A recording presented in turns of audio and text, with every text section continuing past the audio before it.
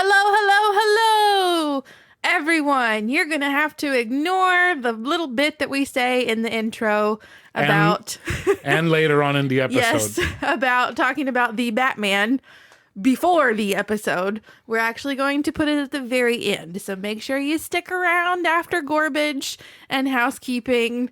We're going to talk about our feelings about the Batman. We won't share any spoilers. No, we promise. We will not share any spoilers. I thought it would be easier to just record it and then do the episode. Stick it at the beginning. Yeah, but then I started thinking, holy shit, I'm going to have to do timestamps and everything, and it's going to be a pain in the ass. No, so if you don't want to hear even our opinions about the movie, just stop listening where you would normally stop listening. So at the beginning. So this is like an after credits scene.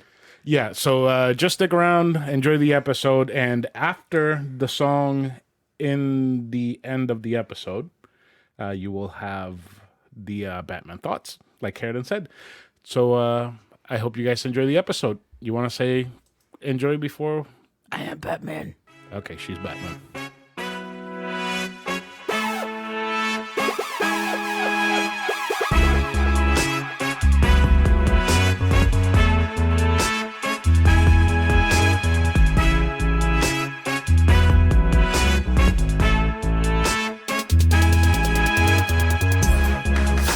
Hello, welcome to Novel Console, your weekly podcast where we talk about books, games, food, and stuff that caught our attention during the week.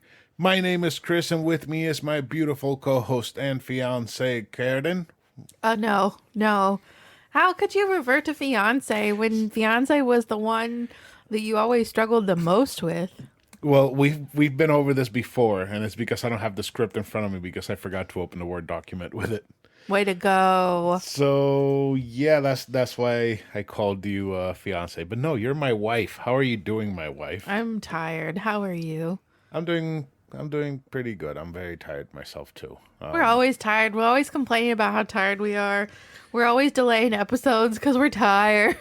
Well, you didn't get home till late last night This from is very your trip true. to Georgia, so we released that Patreon episode to hold the listeners over until today, Tuesday, that they can listen to this episode. How was the trip to Georgia? Was it fun? It was fine. It was stressful because the traffic was absolutely terrible, but I got to see babies, and it reinforced not wanting to have babies. You know who else went through awful traffic and Our Patreon supporters. yeah, our Patreon supporters. They always get stuck in traffic jams. Tell me But about at least they listen to us. Tell me about our Patreon supporters. They only have to pay $2 a month to get exclusive content from us. And they get to vote in polls to choose books and games that we review sometimes. Sometimes? Yay. Not all the times? Once every couple months. Yeah, it's been a while since we've done one of those because of course we are still stuck playing Cyberpunk. So, but hey, we have two new Patreon supporters that we didn't have before. One of them is Will. Hi, Will. And the other one is your friend Carmen, who's going to be on a future episode of the podcast. Carmen. Very soon, actually. Very soon. Yeah, it's like, what, 2 weeks from today? Yes. Huh. Yes. That's going to be quick. Huh. I got to get on that game. I got to get on that book. Yeah, we got to get on this shit. And again, like we do every week, please tell your friends, share the episode wherever you share your podcasts. On Facebook, you can share the episode when it comes out directly into your feed.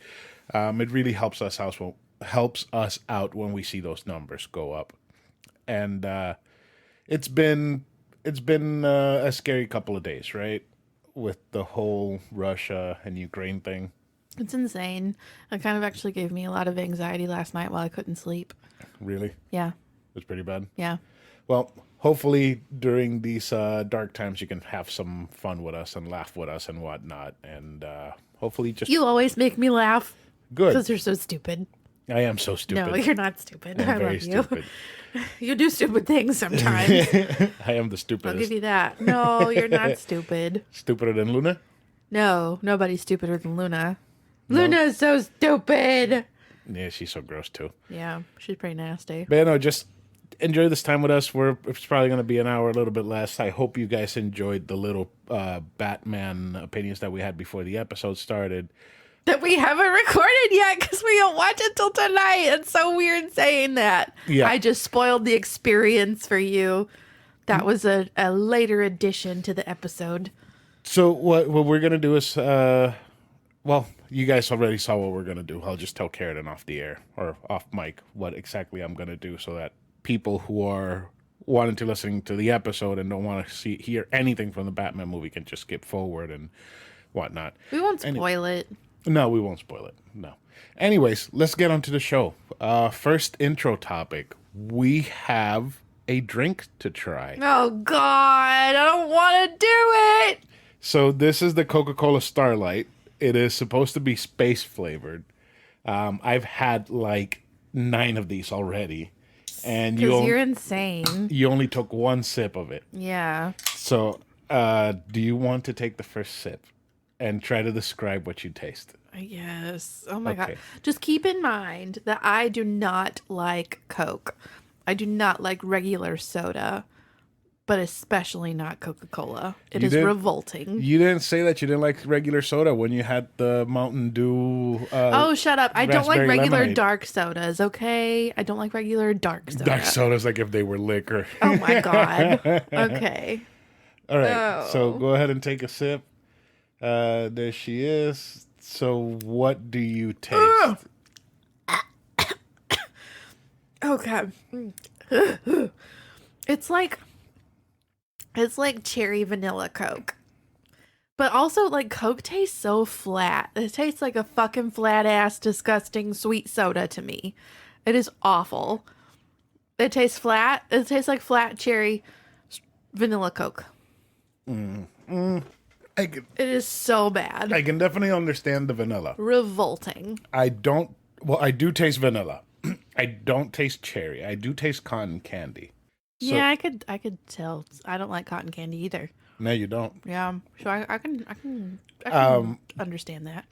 People everywhere on TikTok and on Facebook and whatnot are saying fucking weirdos. They're saying it tastes like space because it's supposed to be like space flavor. Starlight. But space smells like burning tires apparently. Mm-hmm. This does not taste like burning tires, so it's not space flavored, but it's pretty good. I actually like it. I don't like it as much as I like the lemonade, the raspberry lemonade Mountain Dew, but it's pretty good. I am going to drink both the 8 packs that I bought. Disgusting.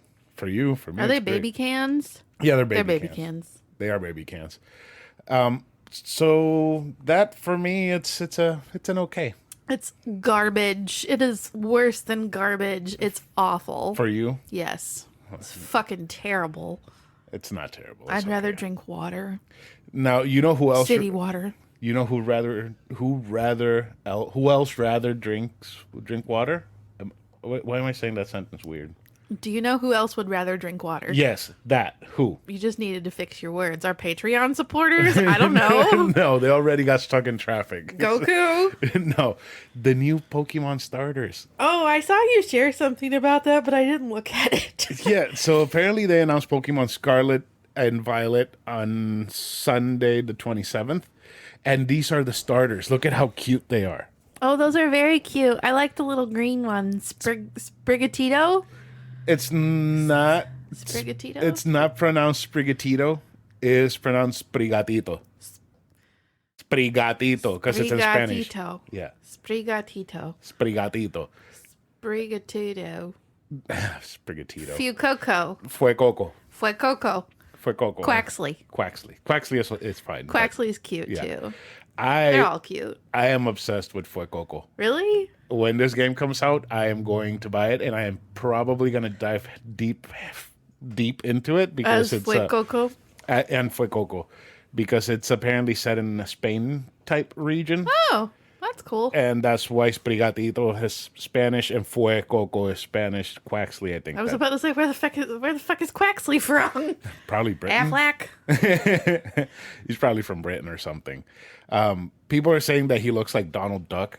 So A little. So I he's mean, I can see it. He's giving them PTSD from the Kingdom Hearts days. Oh my When gosh. their health was low and Donald wouldn't heal them. So that's what Quaxley kind of reminds them of. Okay. But look at Fuecoco. Look at him. He looks like a little fire apple crocodile. Yeah. Yeah, look at his face. It kind of looks like an apple. See? He looks more like a dinosaur to me. A little dinosaur? Yeah. Yeah, it's a fire croc Pokemon. He's like a baby T-Rex. And they're saying that because he looks like an apple and he's fire, he's going to be a fireball whiskey type Pokemon. Oh. Because lit. because he's fire and he's an apple, and what goes with apple? Cinnamon, and cinnamon is kind of spicy. So, Fireball. So fireball Pokemon. Okay. I would drink that Pokemon. You don't even like Fireball. I don't care about Fireball. I don't hate it, but I don't care about it. Now, speaking of stuff that you hate, it's time for the sex toy of the week. Oh, God. Why does this have to be a thing now? I don't like it. I don't like it at all. Because of that exact same reaction I want it to go away. Well, it's not going to go away. And it's not going to go away. You people are fucked up for finding this every week. It's probably not going to go away for at least the next 18 weeks because Burger Champ sent me a list. You're fucking kidding me. Of 18 Are you serious? weird sex toys. Oh my God. And the first one is not so much for women, it's for men. Okay. And You're showing me more than one? no, I'm just showing you one. You said the first one. Yes. Oh, the first one from his list. The first one from his list. I'm not showing you the first one from his list because it's kind of boring. It's just a dildo with a metal rod on it instead of a dildo with a metal rod? What the hell? It's a sex machine. And it has a metal rod instead of like a regular dildo. So it just shoves the metal rod inside of you. Okie dokie. So this is what the fuck is that? It looks like a computer part. It's a sadist cock ring. So it's a cock ring with a lock Like needles in it or something? and spikes in it. Why? Yep. You'll have to go to the doctor. So it's basically a tiny Iron Maiden for your schlong. Why would you do that? I have no idea. Apparently, there's a quote here that says, "Imagine the look on your boy toy's face when he wants to feel that pleasure, but something else is keeping him from fully realizing his arousal." Pain is keeping him from realizing The arousal. Okie dokie. Yeah, it looks pretty awful. I don't like that one. There's way many more. I do think that the one after this one is going to be pretty funny.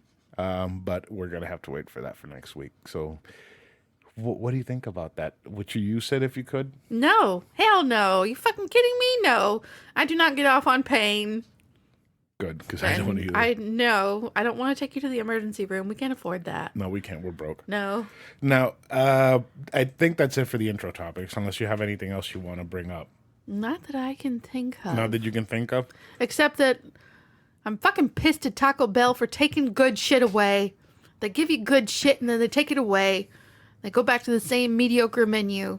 Really pisses me off. Yeah. We'll get into that more later. We'll talk about that in Garbage. So are you ready for your segment? I think I'm ready.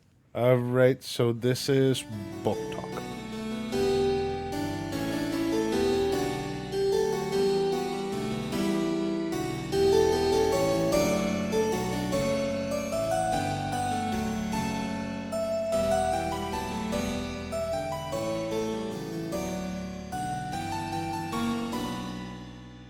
This week's book is Crave by Tracy Wolff.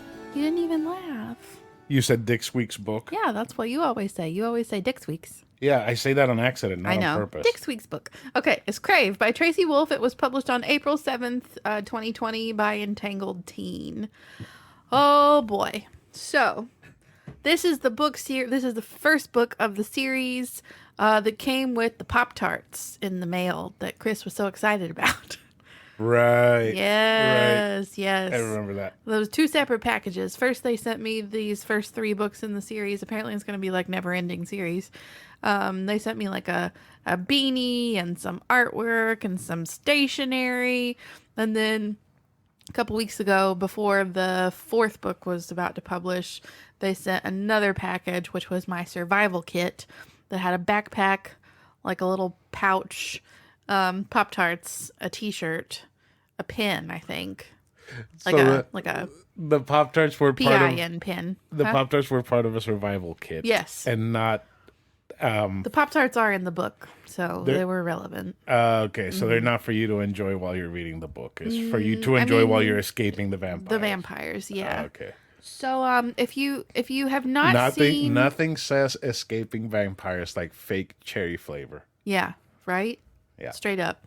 So if you have Hey, maybe you can Oh drip my some God. like all over your lips and maybe convince the vampires that you're one of them and they'll leave you alone. I can't. No? No, because I think it all plays off of like your scent and shit. They'd smell my blood. They'd know I was lying. Oh, That so would you're make supposed me to even rub more the enticing. You're supposed to rub the Pop-Tarts all over you so that they're afraid of the fake cherry taste and they'll leave you alone. Sure, let's go with that. Okay. Yes. I That's like that what we idea. do. I like that. Okay. All right. So if you have not seen the cover of this first book, especially, really all of them, but definitely this first book, you need to go look it up right now and see. Or just that go to it our is- Instagram. It's going to be posted on our Instagram. Look at it there. Yeah, but in case they don't have social media like somebody we know, then they need to just go Google the cover. Crave by Tracy Wolff. Wolf with 2 F's. And no E. No E. No. WOLFF. It's like woof, Wolf. woof. But you can look at the cover and just know that it's basically like Twilight plagiarism. Which I'm sure the Twilight was also plagiarized in some sort of way. I know Twilight has been plagiarized in terms of 50 Shades and all those things, but maybe I shouldn't throw the word plagiarism around so willy-nilly, but it feels like that. So this is yet another fucking vampire book, because that's what we need in life. But like so many people on Bookstagram are obsessed with these books. Obsessed. And I was like, okay, well then it has to be better than Twilight. Come on. Oh, fuck no, it's not. Is it as bad? Oh, I think it is might be worse, Oh, really. God. I don't know. I think it's worse in that you have something to compare it to so closely, maybe. I don't know. But basically, this girl, Grace, I think Grace Kavanaugh, she is moving to Alaska to go to Katmere Academy, an isolated like castle school in the middle of Alaska, because both of her parents have died in a car crash. Sounds like every other urban fantasy ever. They're going away because their parents have died in a car crash. It's how fucking Harry Potter starts. Okay, let me do a quick Google search because there's something weird about the whole setting. So let me just hear to see if it's true that there's castles in Alaska. Right? I don't think there's like anything in Alaska. Actually, there's 3 castles Really? in Alaska. What do they look like? There's one in Sitka, one in Anchorage, and the other one is called Castle Mountain. I don't think that one counts. It might just be a mountain. Look, it's a real castle right there. That's so random. Look, You think about Alaska just being bears and snow. so this one's called Baranoff Castle. Let's see what that says. None of them are called Katmere Academy. I don't think so. I don't think that's real. Lame. So Baranoff Castle. So yeah, it looks like it was like a coastal castle, like El Morro in Puerto Rico. Interesting. So instead of a castle, it's more of a fort. Interesting. Huh. Oh, the other one's Castle Megastore. It's not an actual castle. Oh my God. Oh Lord. So yeah, that's weird. There's one castle in Alaska. Huh. Random that there's anything in Alaska.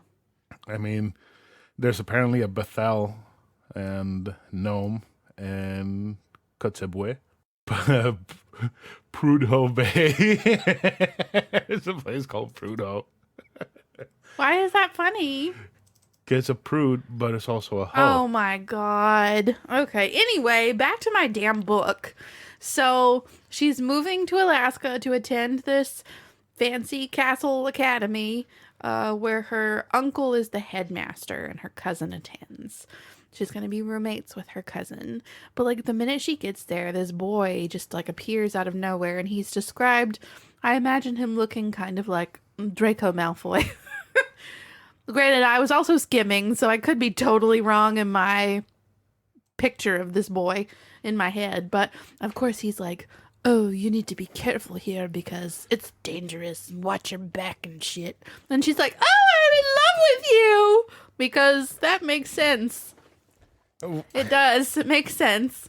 He's broody and mysterious and yeah, it's just like watch your back and then he disappears because that's what happens. He disappears into the shadows? Yeah. Or does he disappear because he got shoved into some lockers? I don't know. There's so many things, so many stupid things that happen where like she's up in a tree. There are earthquakes like every 5 seconds. There's always an earthquake. I was like, since when does Alaska have that many earthquakes? What the hell? Okay, let me look that Oh, God. up. Well, there's an explanation for the earthquakes later. Does Alaska have A lot of earthquakes. Okay, earthquakes are commonplace throughout much of Alaska. Oh, On every average, 5 minutes? On average, there's a magnitude 7 or greater earthquake somewhere in or offshore Alaska every 1 to 2 years, and a magnitude 8 or greater quake about every 13 years. So not every 5 minutes. But it looks like it's in southern Alaska where that book might have taken place because the northern part is less Habitable? It's more inhospitable. Look at these pictures. Inhospitable. Look at that. Holy shit, that is some damage. I could never. You've been to Alaska, right? I have been to Alaska. It's great. Yeah? It's awesome. I couldn't do it. It's very pretty in the summer. Yeah, we can visit, and that's it. Yeah. Yeah, no. I have been in earthquakes. I've been in Knock on wood. I have never been in an earthquake. 2, and they are awful. They are the worst feeling. Were they both in Puerto Rico? Yeah, they were both in Puerto Rico. One was in Christmas Eve. So, Fun! So yeah, that one was an absolute scary shit show. There's nothing as scary as it because you just feel like the one thing that's always supposed to be there to support you just moves. So like when the floor shakes, nothing makes sense anymore because that's supposed to be stationary. That's horrifying. It is. No, thank you. Like I remember both of them. For some reason, before it started shaking, I just started feeling like really hot. And then I started feeling the shaking. I was like, "Oh shit, what is this?" That's so scary. I don't like it. Yeah, it was an awful feeling. So no, thank you. No. So yeah, there are earthquakes like every 5 minutes, and she's like up in a tree playing around with her cousin and this boy that she's also befriended who probably has a crush on her, but he isn't the broody, mysterious boy who keeps disappearing. So he's not that interesting because we got to have what we can't have, right? So he's that not makes interesting sense. because he doesn't get shoved. We don't into care about lockers. Jacob. We only care about Edward, who's like, no, we can't be together. It's too dangerous. Oh, No, we can't be together. That's his Batman voice. No, we can't be together. I don't know. Anyway. So, yeah, What so is- like, what is like a famous Edward Cullen quote? I got the skin of a killer. Or something like that. I sparkle. I sparkle. No, it's Something something about gonna what be the Batman. lion and the lamb, what a sick masochistic lion, something I don't even remember. Anyway, so she like falls out of the tree with this boy and it's like, oh, he saved me. And then later this broody, mysterious boy is like, no, he wasn't saving you from your tree fall. He was trying to kill you. He orchestrated everything. And she's like, no, he's my friend and he has a crush on me, but I don't care because I love you. And then he gets all mad and stuff. And another earthquake happens while she's alone with him in his room. And the window shatters. And a slice of glass cuts her artery in her neck. She wakes up in her bedroom with her cousin and her uncle and the school nurse, and they're like, you had so much blood loss from the window, a piece of glass nicked your artery, and you were bleeding out everywhere. You have to rest. But whatever you do, don't change your own bandages. You have to listen to us. Don't even think about looking underneath that bandage. Now, what the fuck are you going to want to do if somebody tells you some not obscure, some weird shit like that. Seriously? You gonna tell me not to look under my bandage, not to change my own damn bandage on my neck? Are you kidding me? Like, I'm not injured anywhere else. Why can't I just... So, of course, the first thing we do as soon as Uncle and Nurse leave the bedroom, we run into the bathroom, we look underneath the bandage, and there are 2 puncture marks there. Oh, Lord. Yep. What the hell? So then she starts flipping out, and she's like, oh my God, cousin, you gotta tell me what the hell's happening at this school, because I know something isn't right. Something is not right. And it, like... comes out that broody, mysterious boy, he had a brother who was a boyfriend of another girl at the school, but he died. Then you find out that the broody, mysterious boy is actually the one who killed him, even though it was his brother. And I'm like, why aren't these children in juvie? Like, what the fuck is happening? So the cousin... like, eventually tells her that the cousin is a witch and that this girl should have been a witch, our heroine, Grace, because her dad was a warlock, but then he chose to marry a woman who was not of magical leanings, and he lost all of his magic, because that's how it happens in this world. You don't get to keep it if you choose to be in love with somebody who's not magical. So she doesn't get to be a witch, but she gets to come to this school where all the magical children are. And then you got werewolves, vampires, and the fucking boy from the tree incident, he's a dragon. He's a dragon. I thought you were going to say he's a Dracula. He is a dragon. And there's like this weird hierarchy, and like all the vampires like go into the cafeteria at one point and like attack one of the werewolves in front of everybody, and like, we have to establish our alphaness, blah, blah, blah. And like basically like chokes out this poor boy in the middle of the cafeteria, and they don't even get in trouble. And the punctures on her neck were actually from the school nurse, who was also a vampire. She had to clean up the actual cut from the glass that did happen with her vampire fangs. Apparently there was like, I don't even know, her venom like helped save her somehow. So I don't know. the vampire fangs are like straws? She just like put them You know, in there. I don't know. And vampire venom is like medicine, apparently. I don't know. It just sucked up all the excess blood with her fucking fangs. Something like that. But like it eventually, like, I'm just gonna spoil the fuck out of this book, okay? Because I mean, it is terrible. It is terrible. If you want to read it, you need to read it just for straight up comedic value. Nothing. Like, I feel confident that all of our regular listeners that I know who read would not like this book. No, probably not. No. So sorry. If you don't want to hear any more spoilers, skip ahead a couple minutes. I'll be done soon.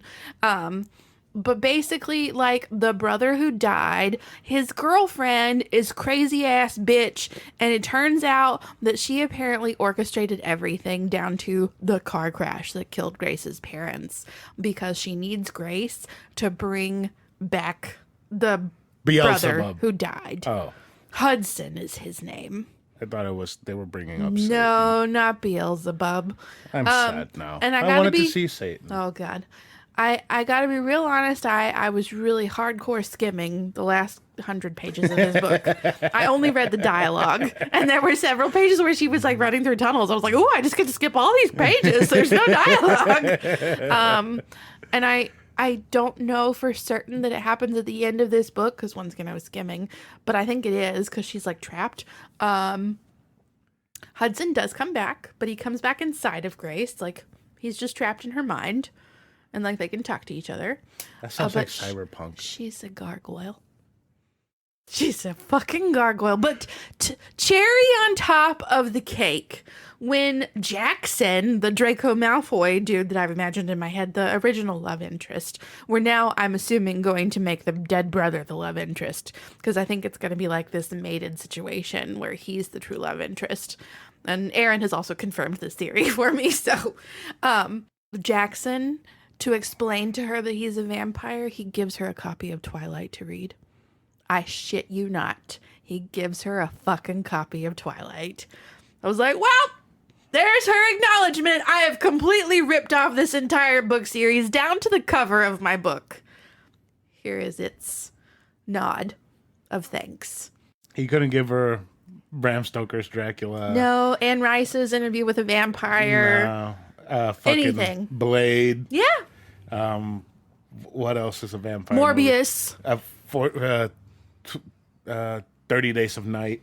No, none of that. Who else is a vampire? There's so many vampires.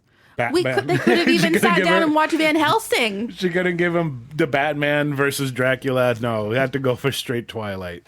Yeah, it's a hot mess, to say the least. I did not enjoy, like, any of it at all. Not even in the beginning. I never got into it. And then it was just a joke, and I kept reading it for all of the horribleness. So because it was kind of funny, like how terrible it was. So it's kind of like The Room. Yes, but the Room I would tell people to watch. I'm not going to tell people to read this book. Oh boy, even after you got all of them. I'll tell Carmen to read it because I know she'd appreciate the humor. And I already spoiled all of it for her, but I would not tell people to read this. Watch The Room. Do not read this book. So you wouldn't say that this is the equivalent of The Room, but for vampire teenage books? No, I would tell people to read Twilight, but not this. This is just, it's like she's trying too hard. So the guy and it's already been done. The guy took your advice by giving her a copy of Twilight. He's like, oh, read this. This is better than our book. There you go. She is even acknowledging that Twilight's better than her book. Oh, Lord. That's fun. And Twilight's not good. We really should write our own book, the one with my idea and the one with your idea, because we've lately found out a lot of shit about some of these authors that publish these books, and holy shit, most of them are just basically rip-offs of everything else. Yeah, Aaron and I were on FaceTime for like more than an hour or two the other night, and I'm sorry, I love you. You were really loud. I enjoyed myself. No, I know. But we were talking about Aragon, because I read those in high school and I loved them. And then Hunter read them and loved them too. But the last time I saw her, she told me that her husband had spoiled it for her because she made him read it. And he was like, what's so good about this? It's the entire plot of Star Wars. Aragon? Yes. And Aaron was like, oh my God, it definitely is. And then we were talking about the fact that Christopher Paolini, whatever his name is, he wrote those books when he was like 14, and his parents published them because they owned a publishing company. Oh, yes. Jesus fucking Christ. Yes. But it is. Now that like he said it and put it out in the world, he's ruined it for me. It is Star Wars. With dragons. Have connections to a bunch of publishing social media people. Yeah. Can you go pitch my book to them? Can you go through them to get our book published? Because I have an idea on mixing my book with yours. Oh God! And that would be a very funny book. Be a train wreck. It would be a fucking massive train wreck. And then when we do the movie, we'll have Jason Momoa. No, Jason Momoa. No, we'll have Seth Rogen and I can't do it. You do it. Yeah, Seth Rogen and John Cena in the movie. And then we'll have somebody, a funny woman for the love interest or whatever. Funny woman. Yeah. We'll figure out the funny woman when we're close to casting them. Okay. So in the end, what exactly are you going to rate this book? Oh, 1 fucking star. Oh. One. And I feel really bad. And like, I don't want to advertise that I gave it 1 star, which is why I didn't post a review of it to my feed. Cause I read it a couple weeks ago now. I just posted it in my stories. I feel so bad because this publisher has sent me so much stuff and has sent me like the first 3 fucking books of this series for free. Hardback copies. But it is trash. It is trash. Erin was telling me that the only reason she's made it through the first 3 books was because she listened to the audiobook at like 3 times the speed. So nothing registered. It's really bad. It's really bad. So yeah, one little bitty star. Jesus. Wow, that is awful. It's really, really bad. So bad. It's so cringy. Oh God, it's ultimate cringe. That is awful. All right, so I guess it's time to go into some games and stuff.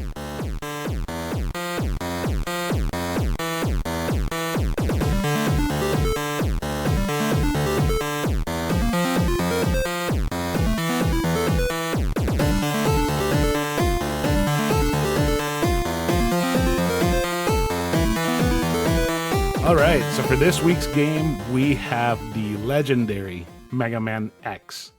I'm going to read the top line from the Wikipedia article because I didn't write down my own intro. So it says Mega Man X, known in Japan as Rockman X, is a series of action platform video games released by Capcom. It is part of the Mega Man franchise. The first game was released on December 17th, 1993 in Japan, and January 1994 in North America on the Super Nintendo. Most of the sequels were ported to the PC platform. The gameplay introduced new elements to the Mega Man franchise, including the ability to dash and climb walls. The first 6 games in the series were compiled in the anthology Mega Man X Collection, and then Capcom released the Mega Man X Legacy Collection 1 and 2 on July 24th, 2018. That came out on PlayStation 4, Xbox One, Nintendo Switch, and Windows, which contains all 8 main games over both collections, as well as bonus modes. That's a lot of games for one character. That is a shit ton of games for one character. Mega Man has a ton of games. I think there's 11 for the original. Then there's the 8 on the X series, plus the RPG. Then there's the 2 CX games, the Mega Man Zero, which are 4 games, then the Battle Network, which I think are like 8, and the Star Force, which I think are about 5 or 6. So, and the Legends games, which are 2, 3 if you count Misadventures of Tron Bonne. So there is Misadventures of Tron Bonne. Yes. Okay. Tron Bonne. Tron Bonne. Yeah. Okay. Her brother's name is... Oh, it's a girl. Yeah. Her brother's name is T-Bone. Are you fucking kidding me? T-Bone.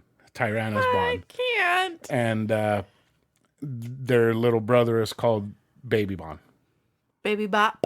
Baby Bon. Baby Bop. Bon. Bop. B-O-N-N-E. You know what Baby Bop is from?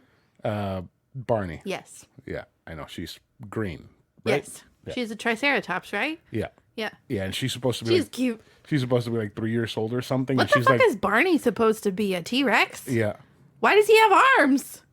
He has like legit arms. Because he's a human in there. And wasn't there like a BJ? Yeah, a yellow one. Yeah. Was he a Triceratops too? I don't remember. Or was he...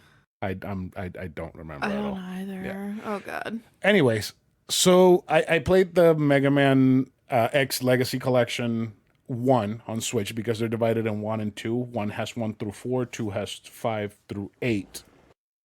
I haven't played this game in a very, very long time. Oh, so you have played this one before? Yes. Okay. I had a Nintendo 64 growing up, and then for some reason my uncle gave me a Super Nintendo. My Uncle Lewis gave You're me. questioning this? Yeah, he gave Just me be appreciative. Don't question. just like out of nowhere, he gave me a Super Nintendo. I mean, that's cool. So that opened up a world of video game rentals from the video game and movie rental place that we used to go to when I was a kid. And I remember I rented all of the Mega Man X games. Like, I would do like one a week. And I do remember Mega Man X, and I remember it being tough as shit. And I was unable to, beat it. Even I could pass the first introductory stage, and then I couldn't pass anything else because I didn't know what the hell to do. And apparently this game has a plot. So Mega Man X, commonly known as X, was created by Dr. Thomas Light. X was a new type of robot with the ability to think, feel, and make his own decisions. Recognizing the potential danger of this model, in particular, if he were to break the first rule of robotics, a robot must never harm a human being, Light sealed X away in a diagnostic capsule for over 30 years of testing. X's capsule was uncovered by an archaeologist named Dr. Kane almost 100 years after X's creation. Excited by the possibilities X presented, Kane disregarded the warnings Light had logged in the capsule and created a legion of robots that replicated X's free will. These robots were called Reploids, a shortened form of replica android, but known as Repleroids in Japan. Sounds like hemorrhoids. Almost. They are kind of a hemorrhoid in your ass while you're playing this game. Oh, how lovely. Yeah. I'm sure they love being referred to that way. Yeah, a number of Reploids turned against humans. These Reploid were dubbed Mavericks and a force called the Maverick Hunters was formed to combat them. The Maverick Hunters were led by Sigma until he too became a Maverick and declared war against the humans, thus starting the Maverick War. X took it upon himself to join the Maverick Hunters under their new leader Zero. Throughout the series, X, Zero, and later Axel, a prototype of the next generation Reploid, battled against the Mavericks to stop their plots to destroy the human race. So basically, X is a super advanced robot from the past. He gets discovered, and then they replicate his programming on a bunch of robots, and they all go crazy. It sounds like iRobot. Kind of, yeah. Sounds a lot like iRobot. Except Alan Tudyk wasn't found in a tomb 100 years later. I totally forgot that Alan Tudyk was the voice of that robot. I know, it's so I weird. haven't seen that movie in a long, long time. Shia LaBeouf was in that movie too, which he is weird. was? Yeah. I don't remember that. Anyways, this game differs a lot from the original Mega Man game, because basically the original Mega Man games were just run, jump, shoot. This one is run, jump, shoot, climb walls, dash, charge shot. So and on top of that, you can actually get extra parts that Dr. Light left throughout the stages, so that you can upgrade Mega Man. Like the first one that you can find is the jet boots, which allow you to dash. You can find an armor. You can find a helmet to break certain rocks with your head.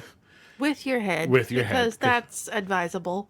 Well, you're a robot, so it really doesn't matter. Wait, Mega Man is a robot? Yes, Mega Man is a robot. Why did I think Mega Man was a real person? He's a robot. It's not really confirmed if Mega Man Volnut, the one from Legends, is a robot or not, but he's probably a robot because he has a boy body under the robot suit. Okay. Yeah. And you also get a bigger gun, and if you collect everything in the game, which I didn't do because it would have taken me forever, you can get a special charge attack where Mega Man does the Hadouken from Street Fighter. So he just shoots like a little fireball from his hands. The game is completely littered with a bunch of secrets. So extra health, health tanks, so you can restore your health throughout the fights and whatnot. And the coolest thing is that you get to fight the robot masters at the end of each stage, and every time you beat one, they give you an ability based on what they do. So if you have Spark Mandrill, which is literally a robot mandrill, a monkey, a giant electric monkey. Oh. And when you beat him, you get what's it called? An electric shot. There's one that's armored armadillo. When you beat it, you get to shoot rolling rolling like an armadillo. It's like Mario Kart when you're shooting turtle shells. Pretty much.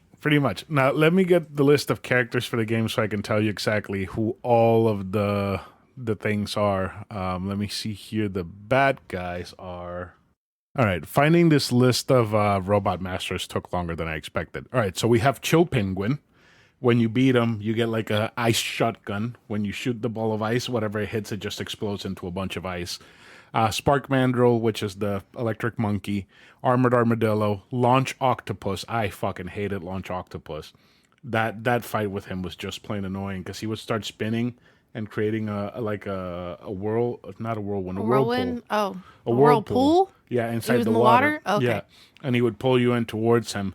There's Boomer Kuwanger, which I'm guessing. Boomer. Which I'm guessing he was born somewhere between the 40s and 50s. Yes, he had to have been. Fucking Boomer. Yeah, and he shoots boomerangs at you with that cut. There's Sting Chameleon, Storm Eagle, and Flame Mammoth. I did like the fight with Flame Mammoth because if you have Boomer Kuwanger's boomerang, you can cut its trunk off. Oh my It God. can't spit fire at That's you. cruel. It's a robot. It doesn't I matter. mean, okay. And it's killing humans. So Well, it's, okay. yeah. That's fair. Yeah. Out of all these fights, I think my favorite one was Sting Chameleon, because you have to shoot him with Boomer Kuwanger's things to knock him down from the Boomer vines. Kawanger. I just can't Yeah. get over that. And I really hated the Launch Octopus fight. The Storm Eagle fight was kind of annoying because he would do this thing where he would come down, flap its wings, and push you back. But then after that, he would like swoop down constantly, and you couldn't tell which side he's coming at you from until you actually see him on the screen, and you would have to dash out of the way. So I kind of found that annoying that there was no tell to indicate which way he was coming. But other than that, for this game's age, this game is what? Let me see when this game came out. It came out, I said, in 1994? 93. 93? Yeah. 94 and 93. So this game is almost 30 years old. And for being that old, it still plays amazing. It's as old as us. Pretty much. It's old as your sister. Yeah, Wait, it's older than her, actually. it's older than your It's sister? a little bit younger than us. So this game deviated from the core Mega Man series, becoming basically a new Mega Man series, with the X moniker just meaning that it was more action packed, less platformy. But it still had some of that platforming bullshit from the original Mega Man games. So you would have a couple of moving platforms or disappearing platforms, and then in the bottom of it, you would just have a chasm.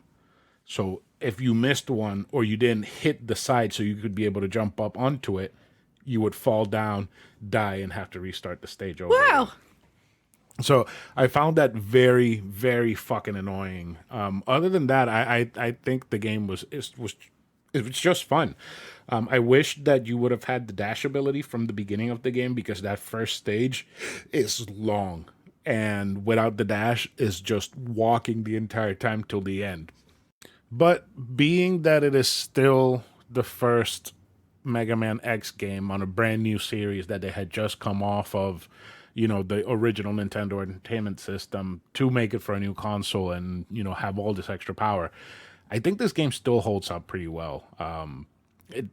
It's fun. And this game does the thing where at the end of the game, you beat the last boss, you go fight Sigma, you got to climb his entire castle, and it's kind of divided in like 3 or 4 stages, and each stage has a couple of the robot masters for you to fight. So in one stage, you'll fight, let's say, fucking Flame Mammoth, then you'll fight Boomer Kuwanger, then Chill Penguin, and then fucking Armored Armadillo, and then in the other ones, you would fight the rest of them. And I like that because it's not like the original Mega Man games where you would go to fight Dr. Wily and you would have to fight all 8 robot masters at the same, not at the same time, but consecutively. Because once you would beat them, you would have like a couple of rooms where you would see a couple of enemies that, if you're smart, you would farm, kill a couple of times, get your health back, get enough health so that your tanks are full. And, I feel like it was designed better than those original Mega Man games, because I think I don't remember well because I played them like 5 or 6 years ago. You would beat a boss. You would come back to the room where the other teleporters are, and you would have like 1 health item. If you pick it up, when you beat the other one, you came back, it wasn't there anymore. So that's kind of annoying. And I really love that they kept that Mega Man thing where when you beat a boss, you get a special ability.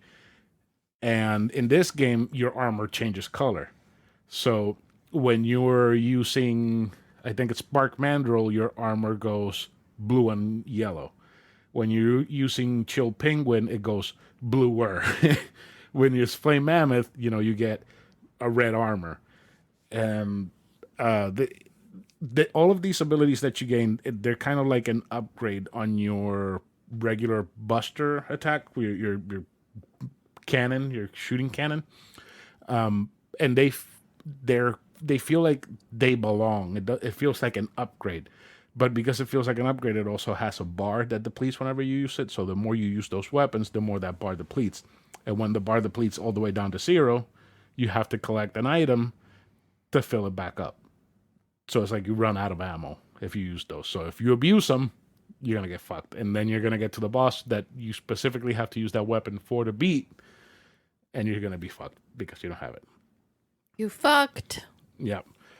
So I don't know. I feel like from then to now, they have done this Mega Man X formula way better. But this being the original, it has held up incredibly well. And I absolutely loved the game. I did have a couple of problems. I did have, like, Mega Man's character would disappear. Where did it go? It would disappear. And Into then the abyss. I would move a little bit and it would appear again. There was a shit ton of frame rate drops. That annoyed the fuck out of me because I would be like doing like a specific, very intricate like platforming segment, and it would go so slow because there would be like 2 or 3 enemies on the screen. I would be attacking plus jumping, and the platform's moving, and that shit just drove me nuts. So basically, those are the only issues I had with it. I mean, that's not terrible. At least just annoying. Yeah, it's just annoying. It's not as bad as my fucking book. No, nowhere near. But honestly, this game for me, this is an 8 out of 10. It's pretty solid for such an old game. Yeah, I mean, there's people out there that will give it a 10 out of 10 because they grew up with it. I didn't. I've just played it now. I've played better games in this style, like Luminous Avenger X, and the Zero games and the CX games, but it is still a really solid game. The only reason why it's not a 9 is because of those optimization issues, because it's on the Switch. Like, it's in a modern console. Like, why the fuck is the frame rate so bad? I would understand it being that bad on the Super Nintendo, but not on the Switch. Right. Like, just fucking patch it and optimize it, and that's it. But, oh well. You know what time it is? I do. What time is it? It's time for Give Me the Garbage. All right, that is Give Me the Garbage.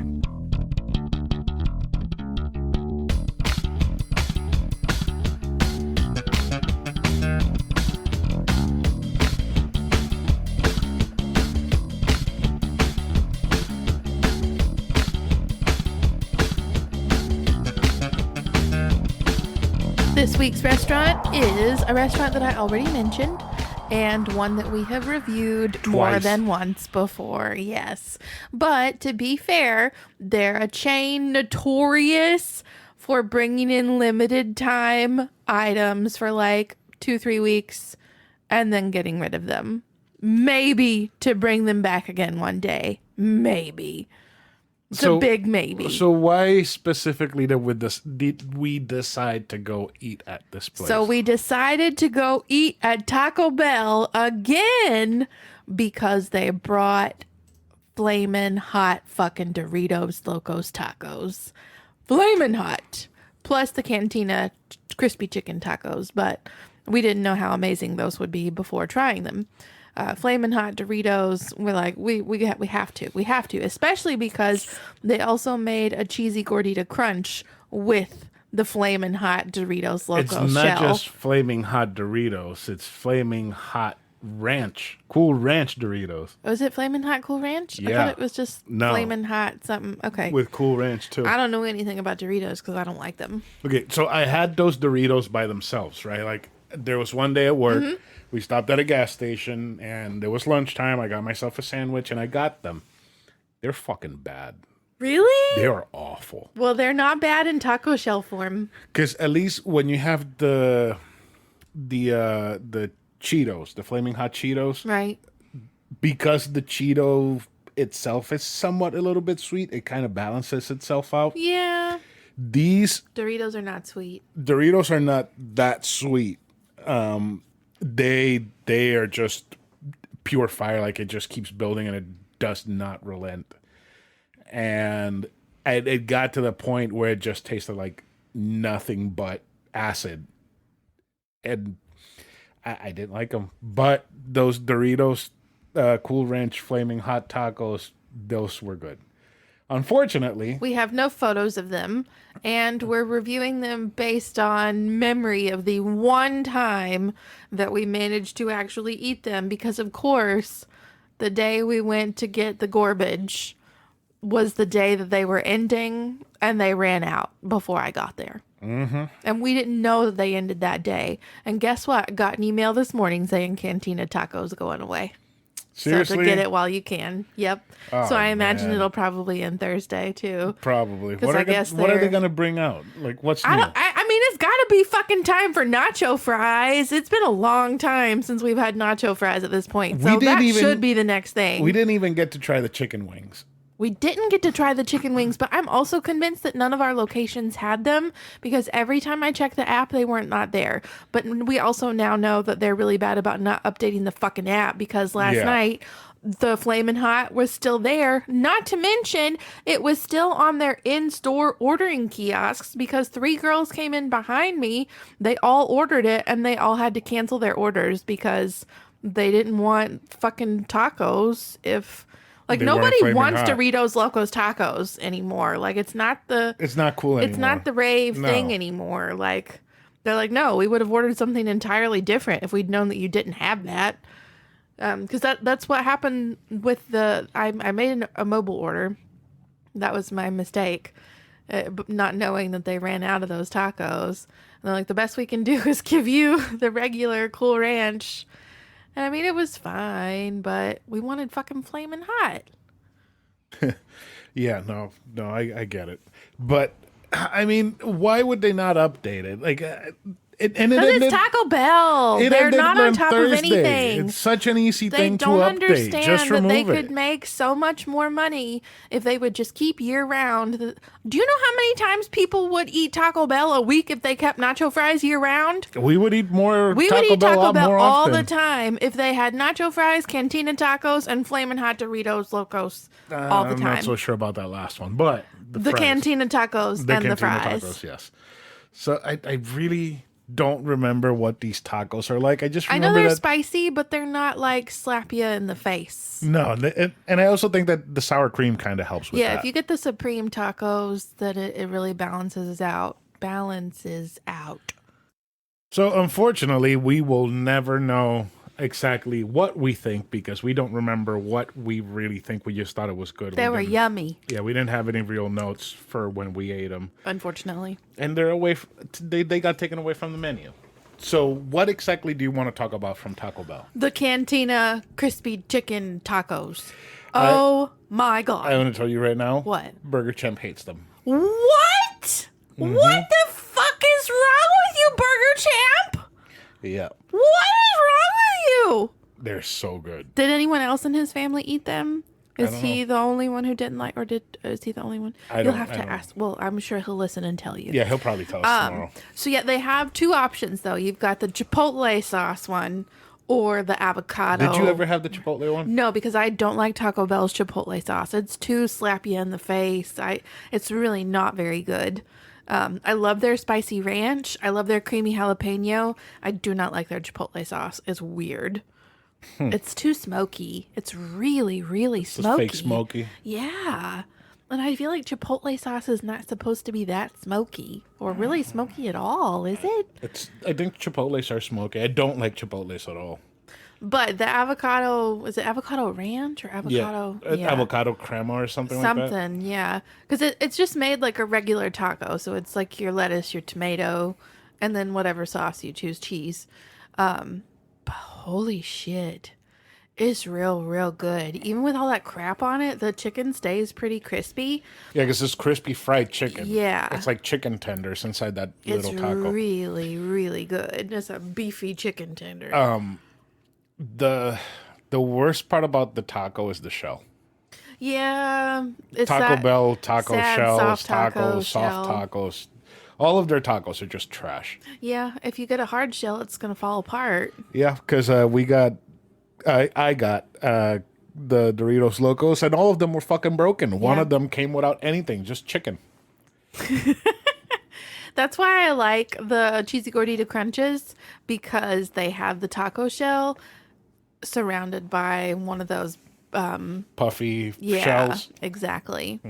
So it doesn't matter if it cracks, it's all staying intact because of the puffy shell. I see. I guess. I mean, honestly, yesterday it was good. Yesterday Taco Bell was good. It wasn't bad at all, but it's still, I wouldn't go out of my way to get it.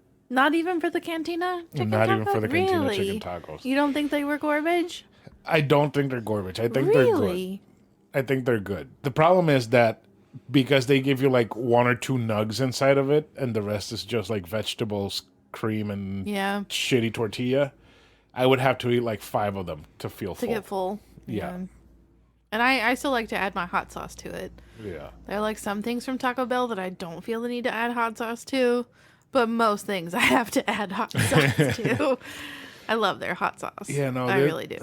The tacos are good. Like, if you can go get them, go get the crispy Cantina tacos. Is that what they're called? Before they end, they're supposed to be ending this week. They're good. The Nacho Bel Grande, get them without beans. That's what I always do. I don't like the Nacho Bel Grande. It gets so soggy. It does get the really chips soggy. get so fucking soggy. Because I used to eat that. That would used to be one of my go-tos. No, not anymore. And Doritos Locos Tacos, they're not wonderful. The regular ones? Yeah. That they have all the time? Yeah. Yeah. Did they not have the ranch ones when you went there last night? They No? did, but didn't you say you didn't want that? No, I said I wanted the ranch. But I got that for you. I didn't get the ranch. I got the regular ones. Oh, well then that's all they have. Oh, God. Yeah. The regular. I hate Taco Bell so Sorry. much. So at least the tacos, they're good. What did we say was the next ranking? It was okay. Is it okay or meh? No, it's meh, okay. I think it's almost garbage, and then I personally garbage. say it's almost garbage. Those 2 items just that one by themselves. crispy taco thingy. Yeah. And the flaming hot. I just realized something. What? I have Cyberpunk on in the background, so you Oh can no, hear. you didn't mute it, did Yeah, you? I Oops. keep hearing that word. Let me just mute it before we continue. The thing is, I thought to myself when I came in here, oh, he's got to mute the TV, but then like it's so subtle that it didn't register that you didn't actually mute it. Did I hear it? Word? I forgot. Oops. Too late. Oh well. Oopsie daisy. Yeah, I've been playing Cyberpunk. It's really fun. I don't hate it. I'm glad you don't hate it. We're gonna have a. I'm not liking my book, so that'll be fun. Thank you, CD Projekt Red, for releasing the update to PS5 when I decided to play the game. There you go, because you may not have liked it. I started playing it the day before it came out. But so far, I've put a nice few hours in it. I'm surprised. And I'm writing the story. Story's coming along, so we're gonna start those episodes soon on Patreon. Woo-woo. So you said almost garbage. So, Almost garbage, yeah. Yeah, For those 2 things by themselves. 'Cause, let's be real, Taco Bell is hit and miss every single fucking day. Yeah, it's but mostly misses than hit. Yeah, we've had the crispy chicken cantinas like 3 times, and they were really good each time. Okay. Yeah, they've been good every time. They stay consistent. So let's just go ahead and get into some housekeeping. First off, go sign up for our Patreon. It's $2 a month. You get extra episodes. We finished the Road to Chrono Trigger. Last week, we weren't sure what to release, so we completely forgot to release something. But this week, Thursday, you'll get something new. It might either be the start of Cyberpunk or the an Uber Stories episode, which we've been thinking about doing for a long time. Also, remember to follow us on Instagram and Twitter at anovelconsole and on Facebook at facebook.com/anovelconsole. Don't forget that you can tell your friends that they can find the podcast on most major podcast streaming platforms, or that they can also listen on YouTube by searching for A Novel Console. Be sure to subscribe, like, and comment, which would be ever so grateful if you did. I still hate the way that Karradyne wrote that. It would also be awesome if you could leave us reviews on Apple Podcasts and Google Podcasts so that more people can find us. Don't forget, we're also on Good Pods. We're on Facebook for you to listen. We are pretty much everywhere where you can find a podcast. So just give us a listen on your favorite listening platform. We're also on Stitcher, which I keep forgetting that we're on there, but we are. And you can also email us at anovelconsole@gmail.com, and we'll read your email on the show. or not, depending on whatever you would like to do. If you just want to talk with us, that would be perfectly fine as well. And our art was done by Metamorphica. You can find her link in the show notes. She is also on Instagram. And with that, that's this week's episode. Is there anything else you want to say before we end the show, Karradyne? Just goodbye and probably go see Battinson, but we haven't actually watched it yet, so I don't know what I will say before this episode. I mean, they will listen to, they will hear our opinions if they don't decide to skip ahead. Comes out this Friday. Yeah. So, just if you like what we said at the beginning, then go see it. If you didn't like what we said, then don't see it. So, So goodbye then. Goodbye. Goodbye, everyone.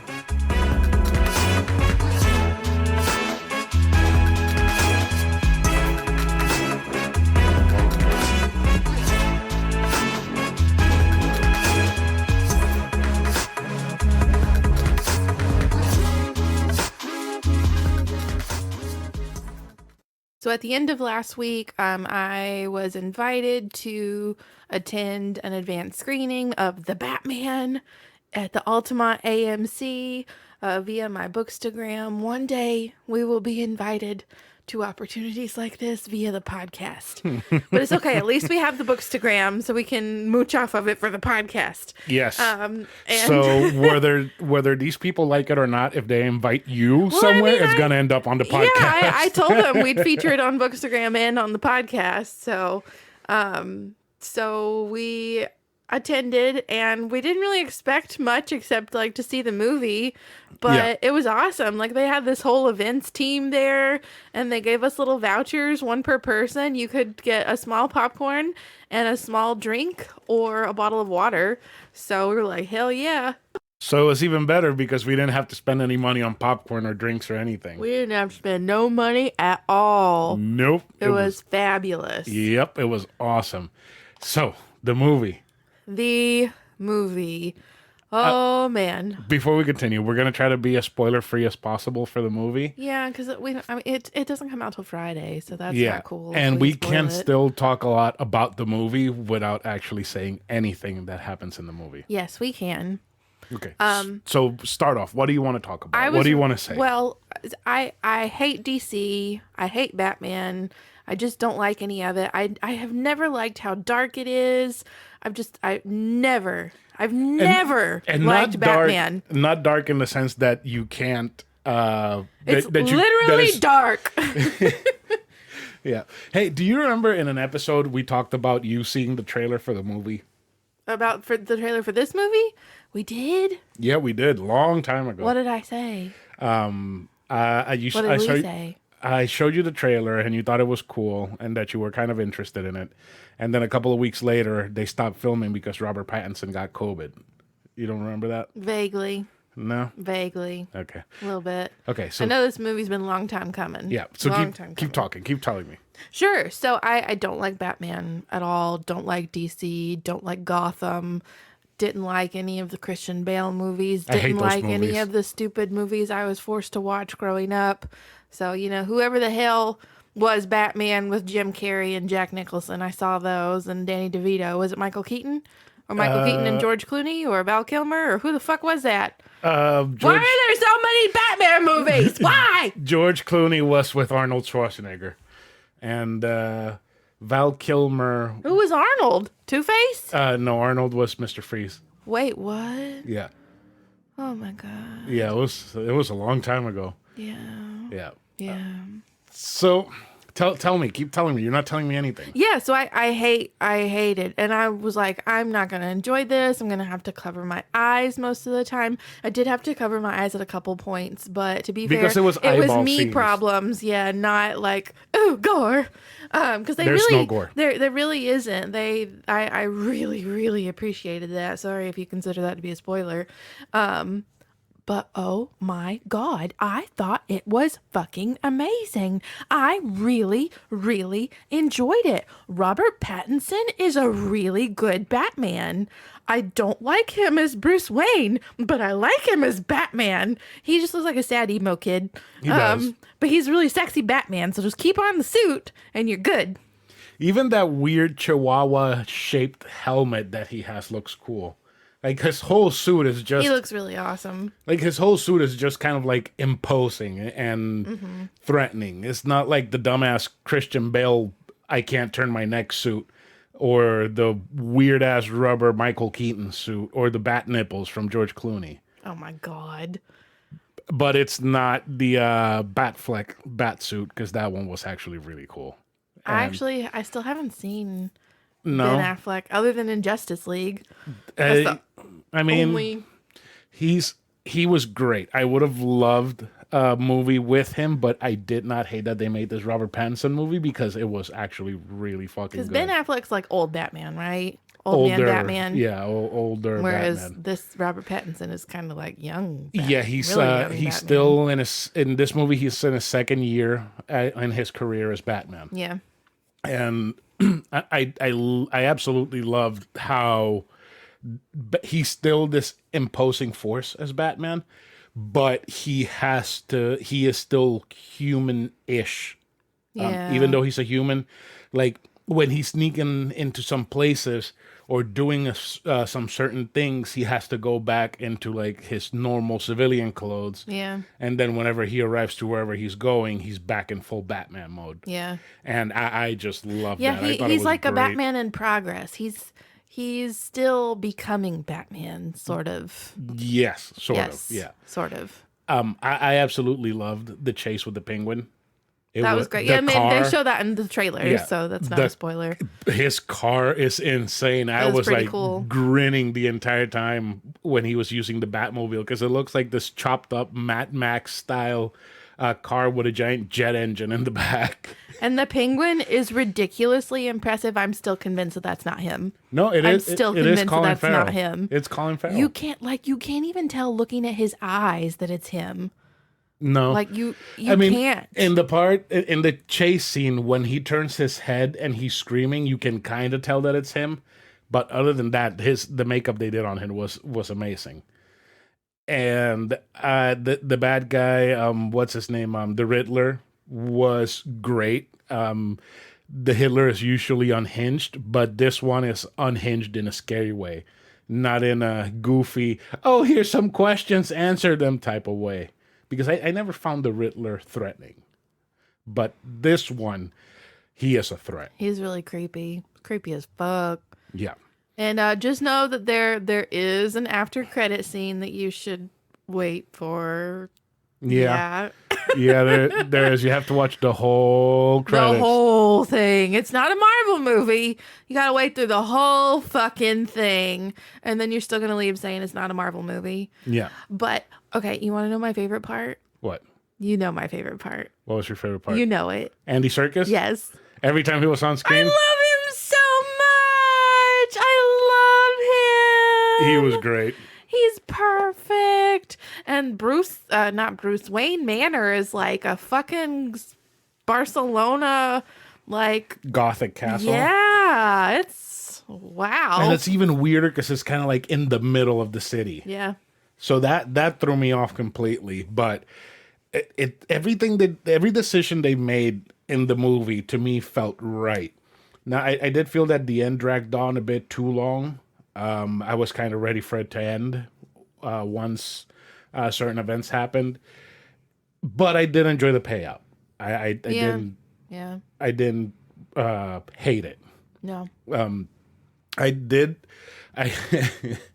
This movie, it was so great. The whole Selena Kyle. They finally found a Catwoman that's actually good and not. Yes, I couldn't help but think about Halle Berry the whole time. Because oh my God, that movie was a joke. It was a joke. I've never seen it. Oh man, it's really bad. It's like The Room of superhero movies. It's bad. But she's a very good Catwoman. Very good. Zoe Kravitz, right? Yes. So Jason Momoa's stepdaughter. So she Aquaman's stepdaughter. So I hated Anne Hathaway as Catwoman. That was weird. Because she kind of felt more like a Batgirl. And a terrible Batgirl at that. But this one, She's flirty, she's funny, she's creative, she's talkative, she's vengeful. She's like everything that personifies Catwoman. She portrayed it perfectly. And Robert Pattinson was just an incredible Batman. He had amazing scenes. All of his fight scenes were just heavy-handed and violent and brutal. And oh my God. I have no idea what the fuck is going on with the DC universe, the cinematic universe, because you have Peacemaker going on, and that's tied with the Zack Snyder Justice League, and you also have the Flash movie coming out. And you have the Joker movie that you have the Joker movie with Joaquin Phoenix, which we don't know if it's gonna be tied into this movie or not. I hope it's not. You said it was really fucked up. I couldn't have watched that, but I could handle this. It was fine. It was just creepy. It was creepy. It had some kind of fucked up moments, but it was more creepy. The Joker? Yeah. I did appreciate that this movie did have funny moments, but it wasn't like heavy-handed throughout the entire movie, like Marvel movies are. It was very subtle. And it was like stuff that if it would happen to you, you would find funny. Yeah. In the moment. And I really fucking loved the one of the villains. But I don't know that it's like heavily advertised that he's in it, so we won't say that. I'm not going to say anything about that either. When you find out who it is, and just, let us know. So I really didn't like a couple of things in the movie. I didn't like that the ending kind of felt like it dragged on a little bit. And I also didn't like that I figured out what Riddler's true target was in one specific part of the movie. And it was super obvious, and they just, like they were supposed to make a right, but they just do a complete U-turn instead of going right. It was very obvious. Yeah. What did you hate about the movie? I didn't really hate anything. I thought it was all really good. I hated Robert Pattinson, his hair. His hair was awful. His hair was really terrible. But everything else was great. The acting was great. The story was fun. The action was good. It was more of a thriller than an actual superhero movie, which I did appreciate because Batman is technically the world's greatest detective. Penguin was very funny. Gordon was awesome. Gordon was amazing. He was fantastic. I loved Gary Oldman as Gordon, but this Gordon was great. But nobody's as great as Alfred. Alfred's just the best. Oh Lord, here we go with Alfred. So, what do you think we should rank this movie? Out of what, 10? Yeah, out of 10. So, what would you give? What would you give this movie? Oh man, that's hard. It's very long. It is very long. It's almost 3 hours. Oh my God. Maybe I don't want to say a 10 because I don't think it is a 10. It's definitely not. But it's really 10. Good. Maybe like an 8.5, 9. I would feel comfortable with a 9. Because that one moment when I figured out exactly who the target was, and then they completely just go a completely different direction from it. That was kind of stupid. It kind of like added extra runtime that wasn't necessary.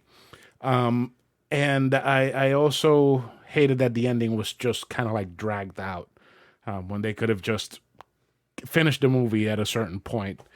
But other than that, it's a very solid film. For me, it's a 9. It's definitely a 9 for me. It was very, very good. Once again, coming from someone who does not like Batman at all. Yeah. A huge thank you to Allied Global Marketing and WB Films for letting us see this advanced screening. It's in theaters Friday the 4th. In theaters Friday the 4th. It was so good. It was well worth it. So, yeah, go watch it. Yes. So now, are we ready to really end the episode this time? I suppose we are. Okay. So, you want to say goodbye to everyone, Karradyne? Goodbye, everyone. Goodbye, everyone.